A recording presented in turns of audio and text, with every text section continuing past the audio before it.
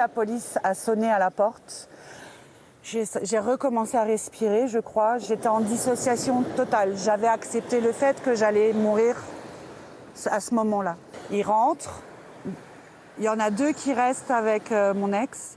Et il y en a un qui vient avec moi et qui me dit à voix basse « Est-ce que vous avez subi des violences ?»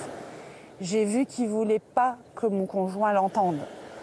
Et j'ai pu répondre en chuchotant « oui ». Et là, tout s'est mis en place.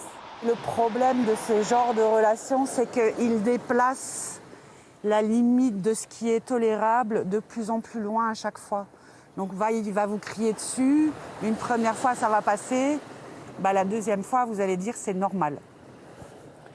Et c'est ça, c'est tout votre système de morale et de compréhension de la réalité va être complètement déformé.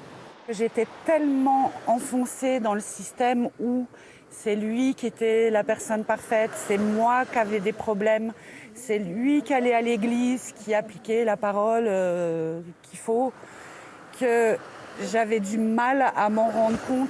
J'ai découvert à ce moment-là que ça, c'était de la violence, ça, c'était de l'abus. Et que je devais faire quelque chose pour m'en sortir et sortir mon fils de cette impasse. Ce qui était important, c'est que je porte plainte. Ça, c'était très important que je le fasse. Peut-être pour les violences conjugales et les agressions sexuelles, il devrait y avoir un registre. Un registre qu'on peut consulter, nom, prénom, date de naissance. Oui, ce monsieur a quand même fait 2 ans de prison. Voilà, c'est le genre d'information, malheureusement, qu'on n'a pas. Et les sites de rencontres sont remplis de personnes pas recommandables, des vrais prédateurs.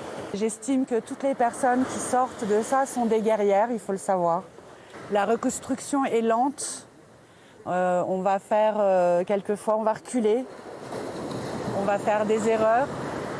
Mais je dirais, on voit le bout du tunnel et puis il faut rester vigilant. Mais il faut rester ouverte au monde.